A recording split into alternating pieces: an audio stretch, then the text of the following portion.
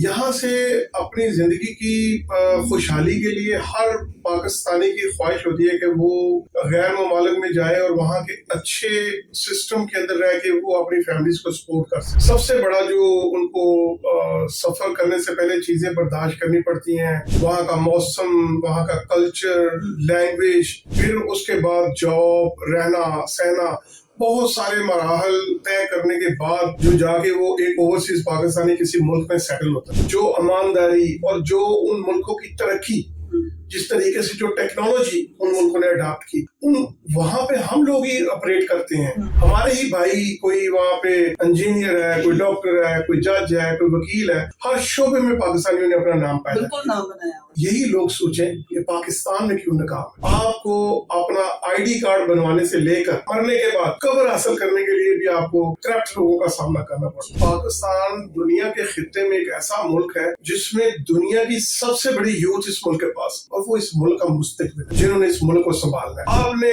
हर तरीका आजमा लिया, आपने एक पार्टी को उससे निशान छीन लिया, कंपेन नहीं करने दी, बिरयानियां नहीं चली, ट्रांसपोर्ट नहीं चली, लेकिन इस बादशाह यूथ ने वो कमाल कर दिखाया जो हमारे बाबे पिछले 74 साल से नहीं कर पाए। अगर वो इसको अडॉप्ट नहीं करेंगे तो वो फना हो जाएंगे। जो करप्शन है, जो करप्ट अदारे हैं, इनको ठीक करना है, हमने अपने मुल्क को ठीक करना है। और जो कौम ये ठान लेती है तो फिर उस कौम को तरक्की करने से दुनिया की कोई ताकत नहीं रोक सकती। वहाँ की हुकूमतें उस स्टूडेंट्स पे जो इन्वेस्टमेंट करती हैं, वो उसके बाद उससे उसके तजर्बे से फायदा उठाती है। जिन्होंने किसी और का अच्छे स्टूडेंट का हक मारकर डॉक्टर बने, सरकारी कॉलेजेस में कोटे पे सीटें लेके, उनके ऊपर पाबंदी हुई। अपने आईनी अदारों से अपील करता हूँ कि ऐसे लोग जो बड़ी अच्छी पोस्टों के ऊपर रहे हैं, चीफ रहे हैं, उनके ऊपर भी उनके रिटायरमेंट के बाद 10 साल तक पाबंदी होनी चाहिए। वो ये इस मुल्क को मत छोड़ के जाएं कि इस मुल्क को कैसे बचाया जा सकता है, किस तरह महफूज रखा जा सकता है। वहाँ ये वो बेचारे लोग काम करते करते उनकी डेथ हो जाती है, उनको कोई पूछने वाला नहीं है। PIA जिन मुल्कों से चलती है, वहाँ से डेड बॉडी जो है ना वो फ्री ऑफ कॉस्ट लेके आते हैं, लेकिन उस बॉडी को PIA तक पहुँचाने में एक खर्चा आता है जो एक आम पाकिस्तानी नहीं उठा सकता। तो फिर हमारी जैसी जो तंजीमें हैं, हमारे जैसे वो जो मुखैर वहाँ पे हजरात हैं, वो मिलके हम कोशिश करते हैं, कौंसलेट को भी इसमें शामिल करते हैं। और मैं समझता हूँ कि ये हुकूमत पाकिस्तान को इसके ऊपर सोचना चाहिए कि वो पाकिस्तानी 30-35 साल 50 साल इस मुल्क की खिदमत करते हैं, रेमिटेंस भेजते हैं, अगर वो मर जाते हैं तो उनको इज्जत के साथ फ्री ऑफ कॉस्ट हुकूमत पाकिस्तान अपने खर्चे पर पाकिस्तान लेके आए, तो फिर उन लोगों को उसका रिवार्ड मिल जाता है। ये बड़ी बदकिस्मती है कि हजारों पाकिस्तानियों को मैंने मरते हुए जो ना देखा है। मैं हर जहां मुझे मौका मिलता है लॉ फोर्सेस के इदारों को मैं बताता हूँ कि खुदारा ऐसे नौजवानों की जिंदगी बचाएं। और ये जो छोटा सा एक माफिया पाकिस्तान में है जो ह्यूमन स्मगलिंग में जो मुलव्वस है, उनको कैफे करदार तक पहुंचाए। ये रूट इतना खतरनाक है जिसमें 90% मरने के चांस। ये सबसे जरूरी सवाल है और ये पाकिस्तान का सवाल है, पाकिस्तान की किस्मत का सवाल है। $32 अरब ओवरसीज पाकिस्तानी भेजते हैं हर साल, $100 अरब से ज्यादा मनी लॉन्ड्रिंग के जरिए भेजते हैं। मैं समझता हूँ कि ये पाकिस्तान की बुनियादों के साथ खिलवाड़ कर रहे हैं। बहुत हद तक ओवरसीज पाकिस्तानी मुतासर हुए हैं क्योंकि उन सबकी फैमिलीज यहाँ पे है, गिरफ्तार है, 16-17 हजार लोग जेलों में हैं। मैं समझता हूँ कि सबसे पहले तो इसकी मजम्मत करनी चाहिए। जिन लोगों ने ये किया है उनको कैफियत करदार तक पहुंचाना चाहिए। आगे से रोकथाम थाम होनी चाहिए कि ऐसा वाकया कभी ना हो। ये वो 30-30 हजार रुपए की सैलरी लेकर गोलियां खा रहे हैं वो लोग जिनकी वजह से आज मेरे मुल्क की सरहदों के अंदर अजानें हो रही हैं, मदरसे आबाद है। अगर आज वो शोधा भाटों से हट जाए तो आप सोचें वो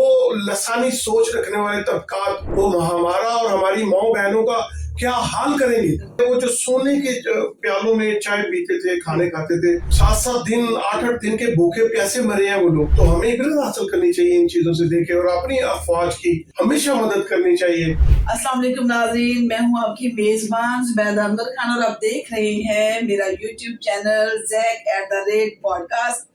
और हम हमेशा कोशिश करते हैं अपने इस प्रोग्राम के जरिए, अपने मेहमानों के जरिए कि जो बेहतरीन और मुफीद मालूमात हैं वो आप तक पहुंचाई जाएं ताकि आप अपनी जिंदगियों में उसके मुताबिक बेहतरी ला सकें। तो हमारे आज के जो मेहमान हैं वो बड़े ही खास हैं। जनाब का जो ताल्लुक है वो ओवरसीज पाकिस्तानीज के साथ बड़ा गहरा है محبت کرتے ہیں ان سے اور ان کے لیے خاصے پریشان بھی رہتے ہیں. اور آج ہمارے اسٹوڈیو میں موجود ہیں جناب میاں طارق جاوید صاحب جو کہ chairman Pakistan overseas global community سے تعلق رکھتے ہیں. اور ان سے جانتے ہیں کہ تارکین وطن کا جب بھی نام آتا ہے, اوورسیز پاکستانیوں کا نام آتا ہے, تو ہمارے ذہن میں یہ چیز بھی آتی ہے کہ وہ کس طرح سے جو ہے وہ وطن سے دور رہ کے ہمارے پاکستان سے محبت بھی کرتے ہیں, زر مبادلہ بھی بھجواتے ہیں اور پاکستان سے بہت زیادہ پیار بھی کرتے ہیں, کیونکہ شاید دور ہونے سے محبتیں بڑھ جاتی ہیں, لیکن ہمیں بھی ان سے اتنی ہی محبت کرنی ہے, اتنا ہی ان کا خیال کرنا ہے. یہ خیال میاں طارق جاوید صاحب تو بہت زیادہ کرتے ہیں. آئیے ان سے جانتے ہیں کیا کہیں گے, کس طرح سے یہ تنظیم بنانے کا خیال آیا اور کس طرح سے لے کے چل رہی ہے. السلام علیکم سر. وعلیکم السلام سر. کیا کہیں گے, ماشاءاللہ سے بڑے عرصے سے آپ بڑا اچھا کام کر رہے ہیں, جو اوورسیز کمیونٹی گلوبل تنظیم آپ نے بنائی ہے, اس کے حوالے سے تھوڑا سا بتائیے گا کہ کیوں ضرورت پیش آئی تھی اس تنظیم. جی بہت شکریہ آپ کا ٹائم دینے کا. سب سے پہلے تو میں آپ کو یہ بتاؤں کہ پاکستان اوورسیز جو لفظ ہے یہ کیوں وجود میں آیا. جی بالکل. یہاں سے اپنی زندگی کی خوشحالی کے لیے ہر پاکستانی کی خواہش ہوتی ہے کہ وہ غیر ممالک میں جائے اور وہاں کے اچھے سسٹم کے اندر رہ کے وہ اپنی فیملیز کو سپورٹ کر سکے. جی. سب سے بڑا جو ان کو سفر کرنے سے پہلے چیزیں برداشت کرنی پڑتی ہیں, وہاں کا موسم, وہاں کا کلچر, لینگویج, پھر اس کے بعد جاب, رہنا سہنا, بہت سارے مراحل طے کرنے کے بعد جو جا کے وہ ایک اوورسیز پاکستانی کسی ملک میں سیٹل ہوتا ہے. اچھا, وہ جیسے ہی سیٹل ہوتا ہے اس کے بعد اس کی خواہش اور کوشش ہوتی ہے کہ وہ اس کے اوپر جو ذمہ داریاں اللہ کی طرف سے جو ڈال دی جاتی ہیں وہ ان کو پورا کرے. کسی نے اپنی بہنوں کی شادی کرنی ہوتی ہے, کسی نے اپنے ماں باپ کو حج کرانا ہوتا ہے, کسی نے علاج کروانا ہوتا ہے, بچوں کی اعلیٰ تعلیم, کسی نے تعلیم کے لیے بچوں کی تعلیم کے لیے جاتے ہیں. یہ ساری چیزیں ایک اوورسیز پاکستانی کو جا کر وہاں پر ان کا سامنا کرنا پڑتا ہے. جی. اس کے بعد جا کر وہ ایک اوورسیز پاکستانی بنتا ہے. پھر وہاں کے ماحول میں جب ایڈجسٹمنٹ ہو جاتی ہے بندے کی, تو پھر اس کے اوپر اور ذمہ داریاں آ جاتی ہیں. پھر اس کے ملک کی ذمہ داریاں اس کے سامنے اس کو نظر آتی ہیں کہ کیوں میں ایک اچھے ملک میں, ایک اچھے سسٹم میں رہ رہا ہوں, میرے ملک میں یہ سسٹم کیوں نہیں ہے. جی بالکل, یہ سوال آتا ہے. یہ سوال سب سے پہلا سوال یہ ذہن میں آتا ہے کہ میرا ملک ایسا کیوں ہے, میرے ملک میں کس چیز کی کمی ہے, کون سے وسائل کی کمی ہے. اچھا, جب ہم یہ چیزیں دیکھتے ہیں تو ہمیں ہمارے ملک میں کوئی ایسی کمی نظر نہیں آتی جو ان ملکوں سے بہتر ہو.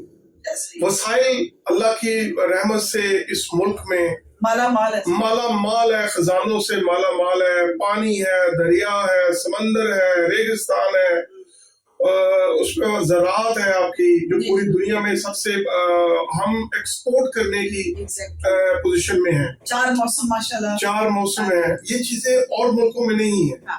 لیکن بدقسمتی سے اس ملک کو قائد اعظم کے جانے کے بعد لیڈرشپ کی کمی ہے. آج تک ہمیں کوئی ایسا لیڈر نہیں ملا جو اس ہجوم کو قوم بنا سکے.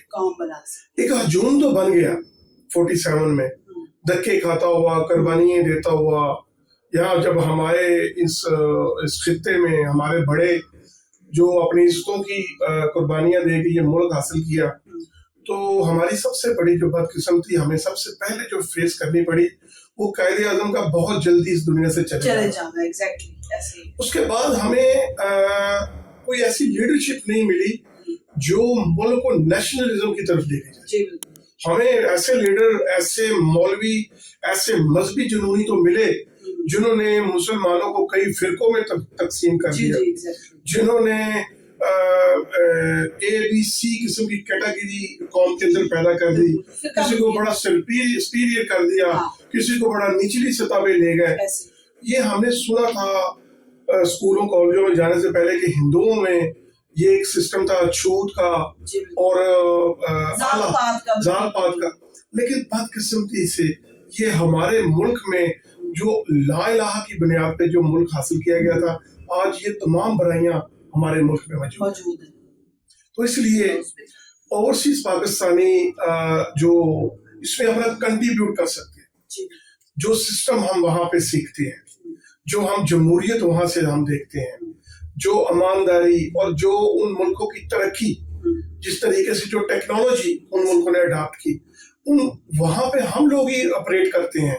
हमारे ही भाई, कोई वहाँ पे इंजीनियर है, कोई डॉक्टर है, कोई जज है, कोई वकील है, हर शोबे में पाकिस्तानियों ने अपना नाम पैदा बिल्कुल नाम बनाया हुआ है।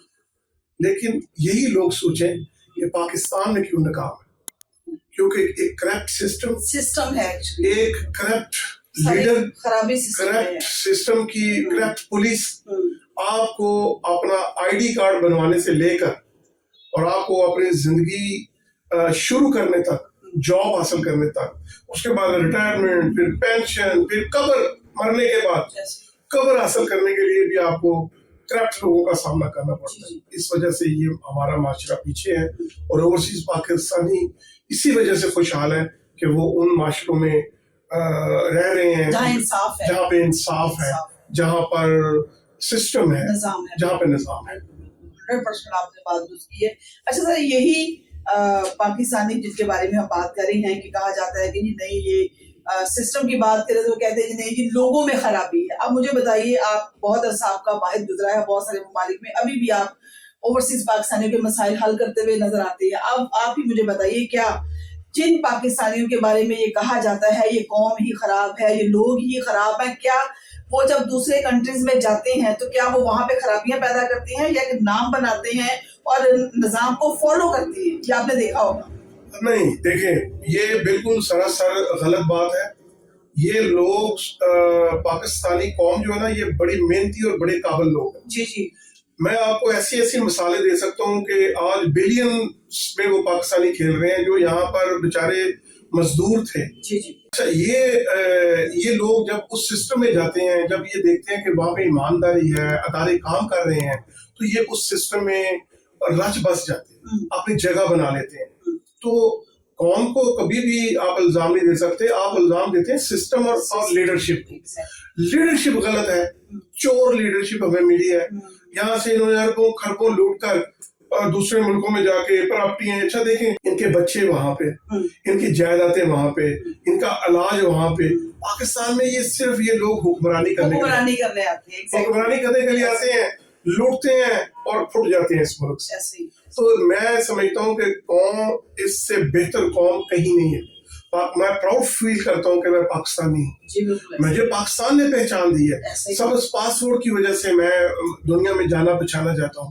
तो अगर मैं अपने सबज पासपोर्ट की लाज नहीं रखूंगा तो फिर मेरे मुल्क की बदनामी होगी। तो इसलिए हमें इन चीजों का ख्याल रखना पड़ता है।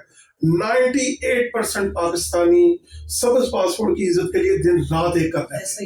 2% होते हैं इस तरह के जो बदनामी का बाइस भी बनते हैं, जो क्राइम में भी मुलव्वस हो जाते हैं। अच्छे बुरे लोग तो फिर हर जगह लेकिन वो रेशियो देखिए ना, 2% और 98% जमीन आसमान का फर्क। तो मैं समझता हूँ कि अगर आज भी इस कौम को सिस्टम दे दिया जाए, लीडरशिप दे दी जाए और एक मंजिल मकीन कर दी जाए, तो ये कौम सालों में, बहुत लंबा अरसा नहीं चाहिए इनको, 2-4 सालों में आपको ये तरक्की याफ्ता मुल्कों की दौड़ में दौड़ती हुई नजर आएगी।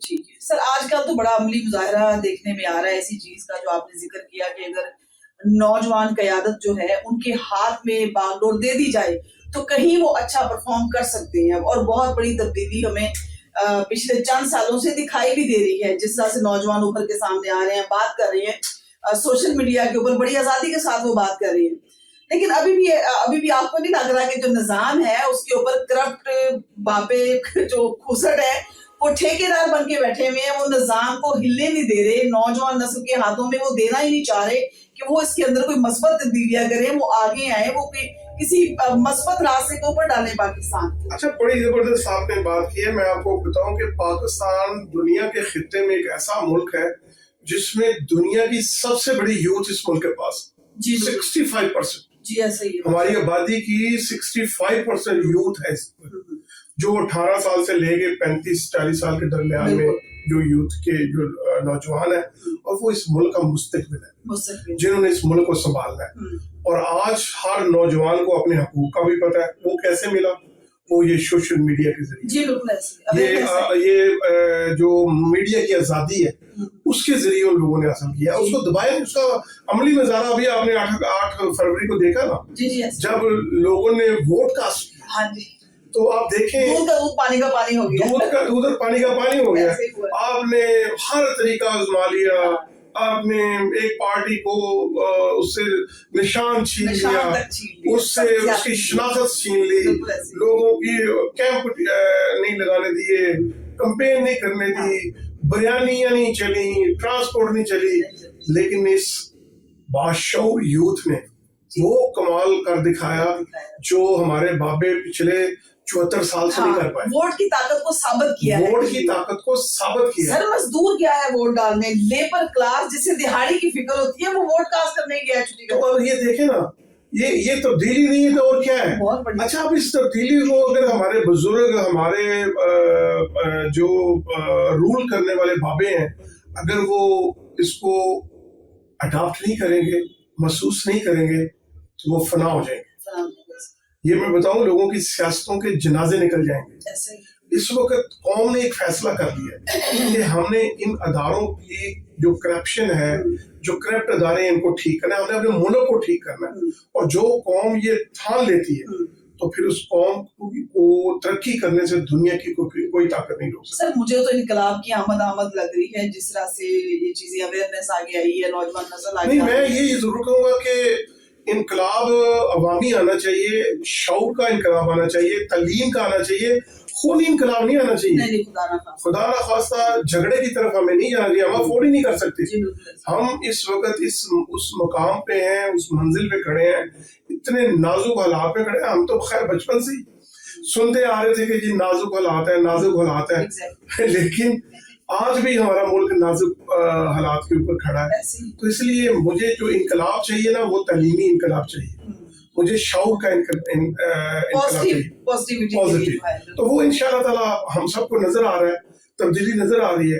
اور آپ دیکھیے گا کہ یہ قوم آپ کو شعور کی طرف جاتی ہوئی نظر آئے. بالکل. اچھا سر, آپ نے بات کی تھی پرائمری شروع میں کہ جو جس طرح سے اوورسیز پاکستانی ہے زر مبادلہ میں بڑا اچھا اپنا کردار ادا کر رہے ہیں, اور اپنی فیملی, اپنے بچوں کے ساتھ ساتھ کہیں نہ کہیں پاکستان کے لیے بھی وہ خوشحالی کا باعث بن رہے ہیں.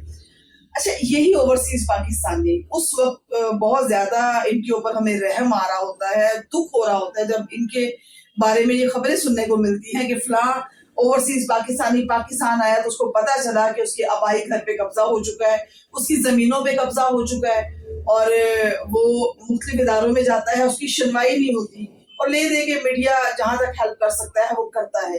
آپ نے بہت بڑے بڑے اس طرح کے کام کیے ہوئے, کس طرح دیکھتے ہیں اس طرح کے معاملات؟ کیا یہ بہت بڑی ایک ظلم ہے, ایک زیادتی ہے جو اوورسیز پاکستانی کو فیس کرنی پڑتی ہے. میری تنظیم اس کے اوپر بھرپور طریقے سے کام کر رہی ہے. ہم نے بہت سارے سینکڑوں کی تعداد میں پچھلے 3 سالوں میں لوگوں کے قبضے چھڑا کے دیے ہیں, اور ہم نے ایسے لوگوں کو بے نقاب کیا ہے, ایسے مافیا کو بے نقاب کیا ہے. یہاں کی مقامی انتظامیہ کے ساتھ مل کر اتنے مشکل حالات کے باوجود میں کہتا ہوں کہ میں نے یہاں پہ جو لا اینڈ آرڈر کے جتنے ادارے ہیں ان کے سربراہوں سے ملاقاتیں کی, ان کو اوورسیز کے مسائل کے بارے میں بتایا, کچھ ٹیسٹ کیس ان کو دیے, انہوں نے ان کیسز میں ہماری ہیلپ کی. اور میں سمجھتا ہوں کہ اوورسیز پاکستانیوں کو اگر انصاف ملتا رہے گا تو وہ کبھی بھی نہیں پلٹیں گے اس ملک سے. اپنی بہت بڑی کنٹریبیوشن ہے. میں ابھی آپ کے دفاتر میں لگی ہوئی تصاویر دیکھ رہی تھی, جتنے پاکستان کے سیکورٹی فورسز کے ادارے ہیں, لا اینڈ آرڈر کے ادارے ہیں, سب کے سربراہان کے ساتھ آپ کے بہت اچھے تعلقات بھی ہیں, اور آپ کی ملاقاتیں بھی رہتی ہیں, کیونکہ ان تک پہنچے بغیر یہ معاملے سارٹ آؤٹ بھی نہیں ہو سکتے. بالکل ایسے ہی ہے. میں شکریہ ادا کرتا ہوں میں تمام ان سربراہان کا جنہوں نے ہمیں یہ باور کروایا کہ وہ ہماری مدد کرنے کے لیے تیار ہے, اور ہماری وجود کو انہوں نے تسلیم کیا, اور انہوں نے اس امپورٹنس کو بھی بڑی اہمیت دی کہ یہ ریڑھ کی ہڈی رکھنے والے لوگ ہیں. یہ اس معیشت کی ریڑھ کی ہڈی ہیں, اس ملک کی ریڑھ کی ہڈی ہیں. میں آج آپ کے اس پلیٹ فارم سے میں مبارکباد دینا چاہوں گا پاکستانیوں کو. پچھلے 2 مہینوں میں دسمبر اور جنوری میں ریکارڈ ریمیٹنس آیا اس ملک میں. وہ کس نے بھیجا ہے؟ اوورسیز پاکستانیوں نے بھیجا ہے. آج ملک ایک ایک ڈالر کے لیے ترس رہا ہے, ایک ایک ڈالر کے لیے ہم IMF کے آگے جھکے ہوئے ہیں, لیکن ہم کسی لالچ, کسی مقصد کے بغیر اپنے لوگوں کی خدمت کرنے کے لیے, اپنے بہن بھائیوں کی, اپنی فیملیز کی خدمت کرنے کے لیے آلویز تیار رہتے ہیں. ابھی آپ نے جیسا کہ فرمایا کہ تارکین وطن جو زر مبادلہ بھجواتی ہے, یقیناً پاکستان کے لیے بہت بڑی خوشحالی کا باعث بنتا ہے. سر یہاں سے مجھے ایک بات یاد آ گئی ہے کہ آپ بھی یقیناً ایگری کریں گے, اس سے اپنا پوائنٹ دیجیے گا آپ, کہ بہت عرصہ پہلے بلکہ 2-3 دفعہ یہ گیم ہو چکی ہے کہ پاکستان نے قرضہ اتارنا ہے, پاکستان میں ڈیم بننے ہیں, تو جو اوورسیز پاکستانی ہے وہ آگے آئے اور وہ بڑھ چڑھ کر سر آگے آئے. ایک کثیر مقدار میں انہوں نے پاکستان میں پیسہ بھجوایا. کیا وہ, آپ کو کیا لگتا ہے کہ اعداد و شمار کے مطابق ان کا پیسہ صحیح جگہ پہ استعمال ہوا اور انہوں نے کس حد تک اس میں کنٹریبیوٹ کیا تھا؟ جی دیکھیں, صرف یہی نہیں ہے کہ انہوں نے اپیل کی ہے ملک قرض اتارو ملک سنوارو, ایک اسکیم میاں نواز شریف صاحب نے شروع کی تھی, پھر انہوں نے ڈیم کا, اس حکومت نے ڈیم کے لیے چندہ مانگا, لیکن اس کے علاوہ بے شمار چیزیں جو زلزلہ آ جاتا ہے, سیلاب آ جاتا ہے, تعلیم کے لیے اوورسیز پاکستانی یہاں پہ تعلیمی ادارے بنائے ہوئے ہیں, ہاسپٹل بنائے ہوئے ہیں, غریب لوگوں کو اناج دیتے ہیں, مدد کرتے ہیں. ہمارا اپنا ادارہ یہاں پہ پاکستان اوورسیز کمیونٹی گلوبل, ہر سال رمضان میں آتا ہوں اور یہاں پہ ہم 500 سے زیادہ غریب لوگوں کو راشن دیتے ہیں, پھر ان کے لیے ہم کھانے کا انتظام کرتے ہیں. تو اس طرح بے شمار اوورسیز پاکستانی یہ کام کرتے ہیں.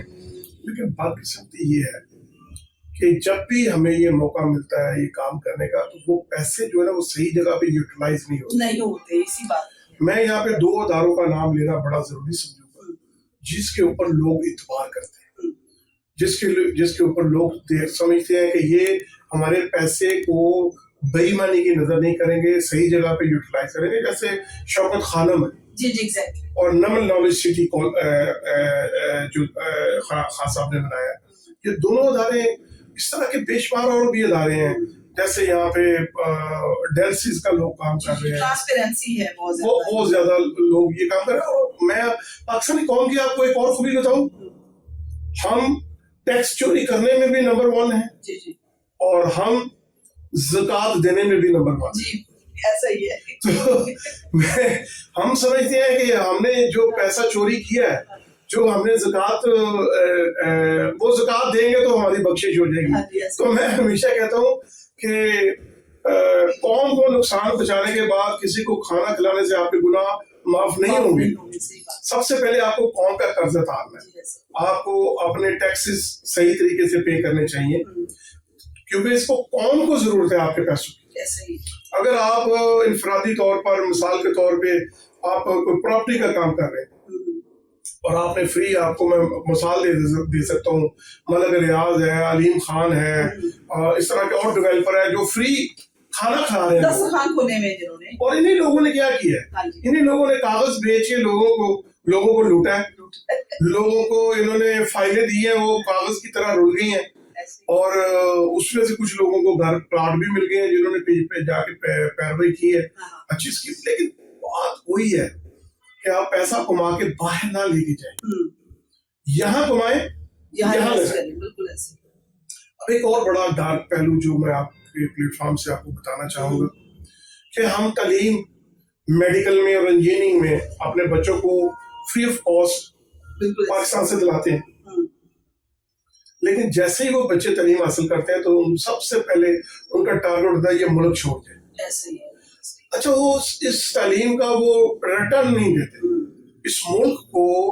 اگر اس ملک کا قرض تو ہے نا, آپ کو اس ملک نے فری پڑھایا, آپ کو ایجوکیشن دی, ڈگری دی, آپ کو پہچان دی, لیکن آپ نے کیا دیا اس ملک. جیسے ہی آپ کو موقع ملا آپ بھاگ گئے. تو میں آپ کے پلیٹ فارم سے حکومت سے یہ مطالبہ کروں گا کہ ایسے اسٹوڈنٹس, ایسے ڈاکٹر, ایسے انجینئر جو یہاں سے سرکاری طور پہ تعلیم حاصل کرتے ہیں, جو اسکالرشپ پہ تعلیم حاصل کرتے ہیں, 10 سال کے لیے ان کے اوپر پابندی ہونی چاہیے کہ وہ اس ملک سے باہر نہ جا سکے.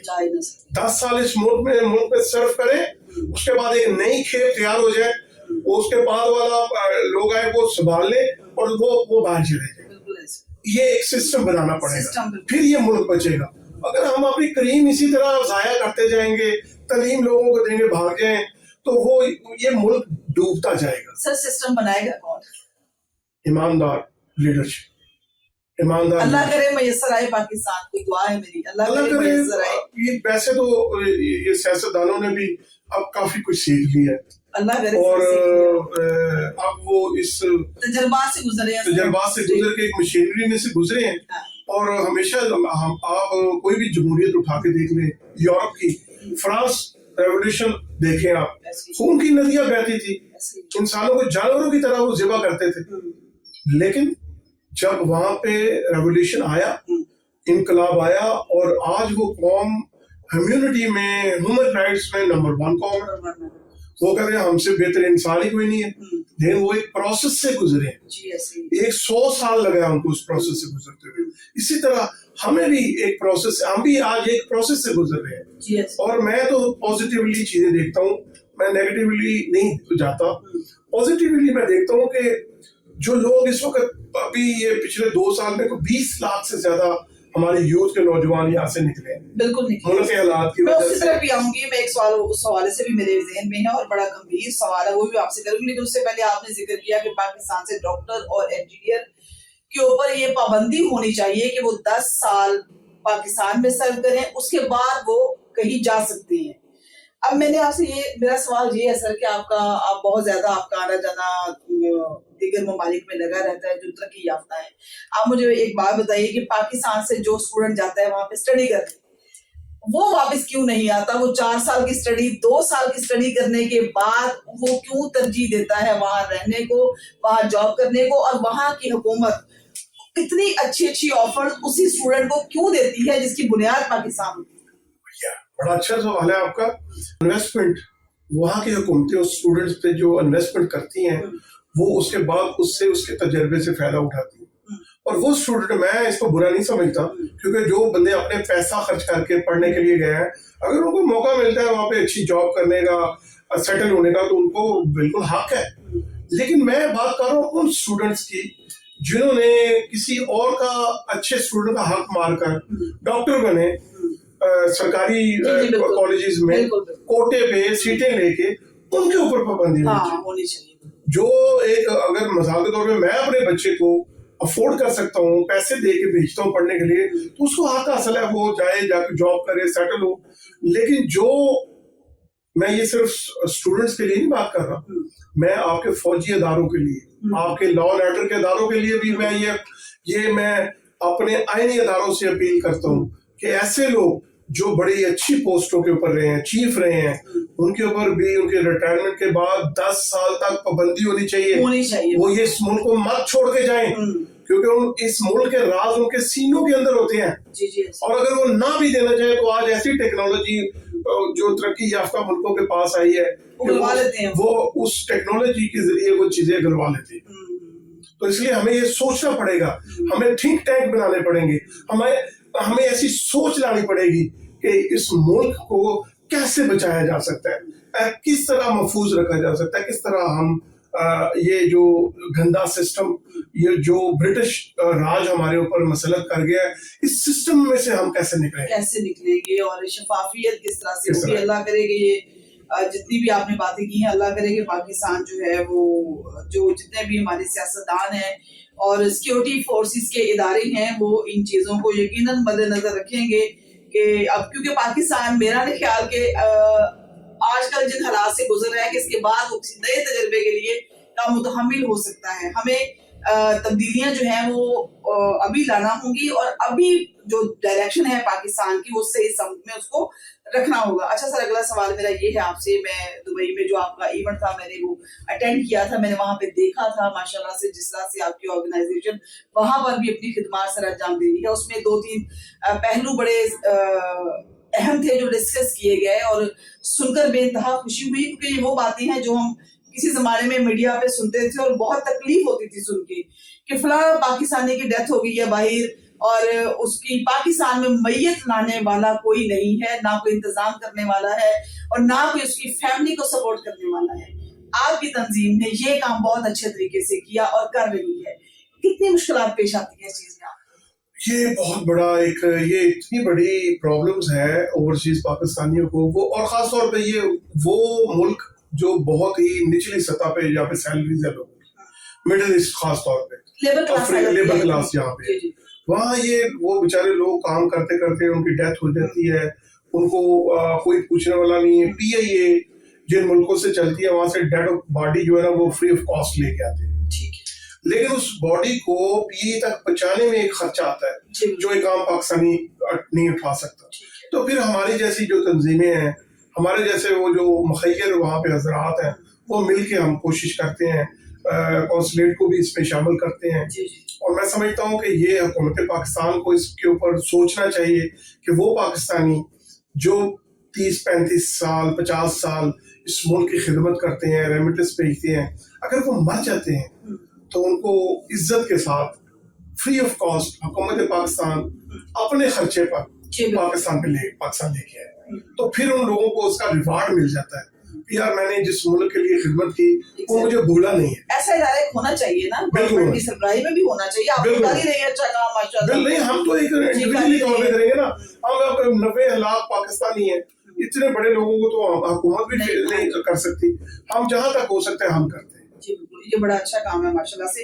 اور دوسری اہم بات جو ہم پہلے ایک سوال ڈسکس کر رہے تھے کہ ہیومن ٹریفکنگ کے حوالے سے میں جاننا چاہوں گی کہ آج بھی خبریں آ رہی ہیں، ڈنکیاں لگ رہی ہیں، جہاز ڈوب رہی ہیں، جو بچے سنہری خواب لے کر گئے وہاں پہ وہ پھنس گئے، واپس نہیں آ سکے، نہ وہ پاکستان آ سکے نہ وہ کہیں آگے جا سکے، وہ درمیان میں جس جگہ پہ پھنس جاتے ہیں وہاں پہ بہت برا سلوک ان کے ساتھ ہوتا ہے، کھانے کے حوالے سے، صحت کے حوالے سے ایک قیدی سے بھی زیادہ بدتر زندگی گزارنی ہوتی ہے۔ بہت سارے کیس آپ نے ایسے بھی دیکھے ہوں گے، اس کے بارے میں کیا کہیں گے؟ یہ بڑی بدقسمتی ہے کہ ہزاروں پاکستانیوں کو میں نے مرتے ہوئے جو ہے دیکھا ہے، سمندروں میں جن کے جہاز ڈوبتے ہوئے دیکھے ہیں۔ یہ ہمارے لا اینڈ آرڈر کے جو خاص طور پہ ایف آئی اے کی میں بات کروں گا، میں تقریباً 4 ڈی جی ایف آئی اے کے جو ہیں اور موجودہ ڈی جی صاحب بھی، میں ان کے علم میں بھی یہ چیزیں لے کے آیا ہوں۔ میں ہر جہاں مجھے موقع ملتا ہے لا فورسز کے اداروں کو میں بتاتا ہوں کہ خدارہ ایسے نوجوانوں کی زندگی بچائیں، اور یہ جو چھوٹا سا ایک مافیا پاکستان میں ہے جو ہیومن اسمگلنگ میں جو ملوث ہے، ان کو کیفے کردار تک پہنچائیں، ان سے رشوتیں لے کے ان کی ضمانتیں مت ہونے دیں، ان کو سزائیں دیں، ہمارے کوڈ ان کو عبرت کا نشان بنائیں۔ آپ جتنی سختی کریں گے، آپ سختی سے جب کچلیں گے ایسے لوگوں کو، تو پھر ہمارے نوجوانوں کی زندگی بچیں گی۔ ادروائز یہ روٹ اتنا خطرناک ہے جس میں 90% مرنے کے چانس ہے، 10% چانس ہے صرف آپ کے بچ کے پہنچنے کی، 90% چانس ہے کہ آپ مر جائیں گے۔ میں یہاں آپ کے پلیٹ فارم سے میں پاکستانیوں سے اپیل کروں گا، نوجوانوں سے اپیل کروں گا، خاص طور پہ جی ٹی روڈ پہ بسنے والے ان پاکستانیوں سے جو اپنی جانوں سے کھیلتے ہیں، میں ان سے اپیل کروں گا کہ ایسا روٹ مت لیں، یہ موت کا روٹ ہے، آپ موت کے سفر پہ نکلتے ہیں، اس لیے آپ لیگل طریقے سے جائیں، لیگل طریقے سے ایجوکیشن حاصل کرنے کے لیے جائیں، شادیاں کر کے جائیں، لیبر کا ویزا لے کے جائیں، آپ کبھی بھی یہ ان لیگل طریقے سے مت جائیں، ورنہ آپ اپنی جان سے ہاتھ دھو بیٹھیں گے۔ اپنے گھر والوں کو خوشحالی دینے کے لیے خوشحالی کا خواب دیکھتے دیکھتے وہ موت کی وادی میں اتر جاتی ہے، تو سر سب سے پہلے تو ہم تھوڑا سا پیچھے آتے ہیں نا کہ ایسی نوبت ہی کیوں آتی ہے کہ ایک گھر کا فرد اٹھ کے سوچتا ہے، نوجوان خون ہے، کہ وہ راضی بھی کر لیتا ہے اپنے ماں باپ کو کہ مجھے اجازت دیں، مجھے جانے دیں، میں جاؤں گا تو آپ سب کے حالات بھی تبدیل ہو جائیں گے۔ کیا یہاں رہ کر وہ یہ سارے خواب اگر اس کے پورے ہو جاتے تو کیا وہ جانے کا سوچتا؟ یہ ہم ڈسکس کر چکے ہیں، سسٹم تباہی، ہمارے ملک کے سسٹم کی جو تباہی ہو چکی ہے، یہ اس کے اثرات ہیں۔ اب نوجوان تعلیم حاصل کرتا ہے، جاب نہیں ہے، صحیح، اچھا اس کو آگے جاب حاصل کرنے کے لاکھوں کی رشوت چاہیے، تو وہ جب دیکھتا ہے کہ یار یہ لاکھوں میں ان کو دوں گا اور یہاں میرے ترقی کرنے کے بھی چانسز نہیں ہیں، اور میں اتنے لاکھ خرچ کر کے باہر چلا جاؤں تو میرے چانسز بہت زیادہ بڑھ جائیں گے۔ یہ اور وہاں کی رنگین راتیں، وہاں کی رنگینیاں بھی لوگ نوجوانوں کو مدد سے کھینچتی ہیں۔ آج کے سوشل میڈیا کے دور میں وہ وہاں کی پازیٹیو چیزیں، سختیاں نہیں دیکھتے، وہ یہ نہیں دیکھتے کہ اوورسیز پاکستانی اپنی زندگی کے 20 سال 30 سال لگا کے سیٹل کس طرح مشکلات کا سامنا کرنے کے بعد سیٹل ہوا ہے، وہ صرف دیکھتے ہیں آسانیاں، اور اس کا وہ یہ جو جنٹ ہے وہ یہ خواب ان کو دکھا کر ان کا ذہن خراب کرتے ہیں اور ان کو اس راستے پہ لے کے جاتے ہیں جو کہ موت کا راستہ ہے. اچھا سر، زر مبادلہ تو آ ہی رہا ہے پاکستان میں ماشاء اللہ سے. اس میں جتنے ہمارے اوورسیز پاکستانی ہیں ہم ان کے بڑے شکر گزار بھی ہیں کہ وہ پاکستان کا خاص طور پہ خیال کرتے ہیں. سر منی لانڈرنگ بھی کہیں نہ کہیں اس کرپٹ سسٹم کا حصہ ہے. کتنی دفعہ آپ نے یہ واقعات دیکھے ہیں اور اس کے سدباب کے لیے آپ کیا ضروری سمجھتے ہیں؟ جی، یہ سب سے ضروری سوال ہے اور یہ پاکستان کا سوال ہے، پاکستان کی قسمت کا سوال ہے. دیکھیں $32 ارب اوورسیز پاکستانی بھیجتے ہیں ہر سال. 30 ارب سے 32 تقریباً ہو گئے اور اس میں سے $100 ارب سے زیادہ منی لانڈرنگ کے ذریعے بھیجتے ہیں. آپ سوچیں کہ اگر $132 ارب لیگل طریقے سے آئے اس ملک میں تو اس ملک کی حالت کیسی ہوگی. اور اب وہ $100 ارب جو منی لانڈرنگ کے ذریعے اس ملک میں آتے ہیں اور وہ ایجنٹ وہ پاکستانی ہیں جو یہ منی لانڈرنگ کا کام کرتے ہیں. میں اس موقع پر جو ہمارے chief of army staff Syed Asim Munir ہے ان کو میں مبارکباد دوں گا کہ انہوں نے اس کے اوپر فوکس رکھا ہے اور ابھی بڑی سختی سے وہ اس کو کچل رہے ہیں. آپ نے دیکھا ہے، میں نے ابھی آپ کو بتایا کہ دسمبر اور جنوری میں جو ریکارڈ ریمیٹنس آئے ہیں وہ کیوں آئے ہیں؟ کیونکہ انہوں نے ان منی لانڈرر کو کچلا ہے، ان کے سسٹم کو پکڑا ہے. یہاں پہ ان کی فیملیز کو وہ جو نا وہ پکڑ رہے ہیں، ٹریس کیا جا رہا ہے کہ کون لوگ ہیں جو پاکستان کی بنیادیں ہلا رہے ہیں. میں سمجھتا ہوں کہ یہ پاکستان کی بنیادوں کے ساتھ کھلواڑ کر رہے ہیں، یہ نقصان پہنچا رہے ہیں ہم اپنی دھرتی ماں کو. تو اس لیے جو چیف آف آرمی اسٹاف ہے انہوں نے ڈالر کو 350 سے 270-80 پہ لے کے آئے. یہ ان کا کارنامہ ہے اور سٹیبل ابھی تک بڑی بات ہے، وہ سٹیبل ہے، یہ بڑی بات ہے. اس کے بعد انہوں نے یہ منی لانڈرنگ کو جس طریقے سے ہینڈل کیا ہے تو میں ہماری تنظیم خاص طور پہ فوج کی مدد کر رہی ہے اس سلسلے میں. لا اینڈ آرڈر جو ہمارے فورسمنٹ کے ادارے ہیں ہم ان کی مدد کر رہے ہیں اور ہم ہر اس بندے کی نشاندہی کر رہے ہیں جو اس گنانے جرم میں ملوث ہے. تو انشاءاللہ تعالی کچھ سالوں میں آپ دیکھیں گے کہ اس کے اوپر بہت حد تک قابو پایا جا سکے. اچھا سر، کوئی بھی خوشی کا موقع ہوتا ہے یا خدا نخواستہ کوئی دکھ کی کیفیت آتی ہے پاکستان میں تو ہمارے اوورسیز پاکستانی بہن بھائیوں کے پیغامات آنا شروع ہو جاتی ہیں. اسی طرح سے ایک بہت برا واقعہ پیش آیا پاکستان میں 9 مئی، جس کے اوپر ایک غم و غصے کی لہر دوڑ گئی سیکورٹی فورسز کے اداروں میں، لوگوں میں، عوام کے اندر.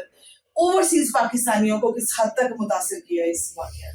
یہ بہت حد تک اوورسیز پاکستانی متاثر ہوئے ہیں کیونکہ ان سب کی فیملیز یہاں پہ ہیں، ان سب کے جاننے والے دوست احباب کزن رشتے دار کسی نہ کسی طریقے سے اس میں کوئی نہ کوئی ملوث ہو گیا ہے، کوئی گرفتار ہے.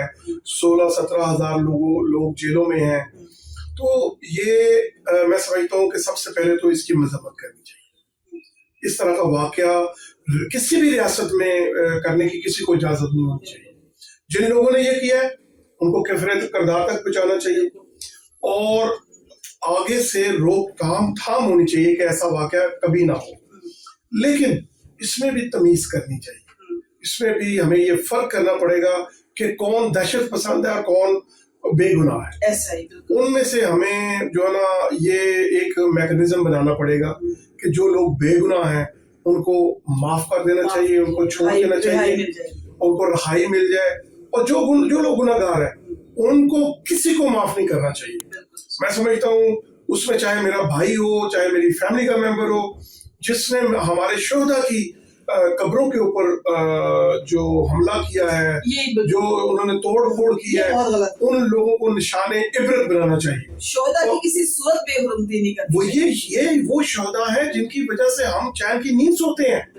یہ وہ 30 ہزار روپے کی سیلری لے کے گولیاں کھا رہے ہیں وہ لوگ جن کی وجہ سے آج میرے ملک کی سرحدوں کے اندر اذانیں ہو رہی ہیں، مسجدیں آباد ہیں، مدرسے آباد ہیں.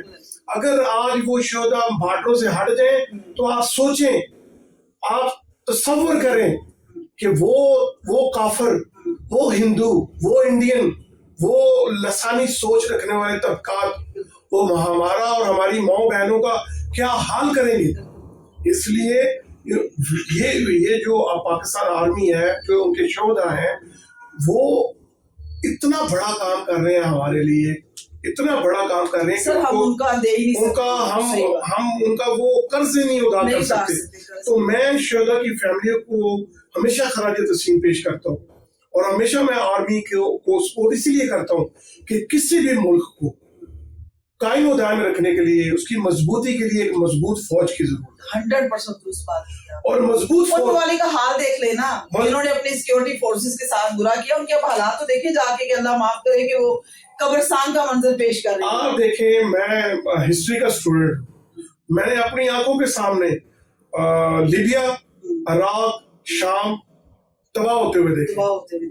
کیوں؟ کیونکہ ان کی فوج کو کمزور کیا گیا, بن چکے ہیں, قبرستان بن گئے. وہ جو سونے کے پیالوں میں چائے پیتے تھے, کھانے کھاتے تھے, وہ بھوکے 7-7 دن 8-8 دن کے بھوکے پیاسے مرے ہیں وہ لوگ. تو ہمیں عبرت حاصل کرنی چاہیے ان چیزوں سے دیکھے, اور اپنی افواج کی ہمیشہ مدد کرنی چاہیے, اور اپنی افواج کے ساتھ کھڑے ہونا چاہیے.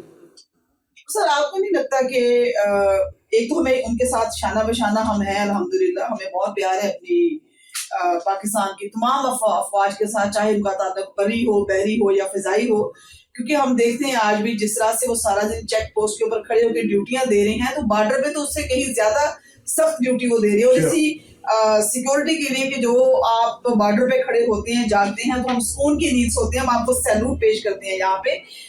اور بالکل یہ بات آپ کی 100% میں مانتی ہوں, جس طرح سے آپ بتا رہے ہیں کہ جن ممالک نے یہ ایک ذلیل حرکت کی ہے اپنی آرمی کے ساتھ, کہ ان کو جو ہے وہ برا سلوک کیا ان کے ساتھ, یا ان کو برا بھلا کہا, تو آج وہ اپنے انجام سے بھی 2-4 ہوئے ہیں, اور بلکہ پوری دنیا کے لیے عبرت کا نشان بن چکی ہے.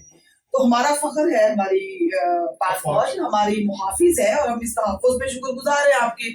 تو سر اس کے علاوہ کیا پیغام دینا چاہیں گے؟ اس وقت اوورسیز پاکستانی بھی آپ کو دیکھ اور سن رہے ہیں, اور پورا پاکستان آپ کو دیکھ اور سن رہا ہے, کیا کہیں گے؟ جی بہت شکریہ, آپ بہت اچھا کام کر رہی ہیں, آپ اس پہ کام کرتی رہیں, اور جو پاکستان کی خدمت آپ کسی بھی طریقے سے کہیں پر بھی آپ کر سکتے ہیں تو آپ کو ضرور کرنی چاہیے. اور آخر میں یہ کہوں گا کہ پاکستان آباد ہے تو ہم آباد ہیں, سبز پرچم آباد ہے تو ہم آباد ہیں.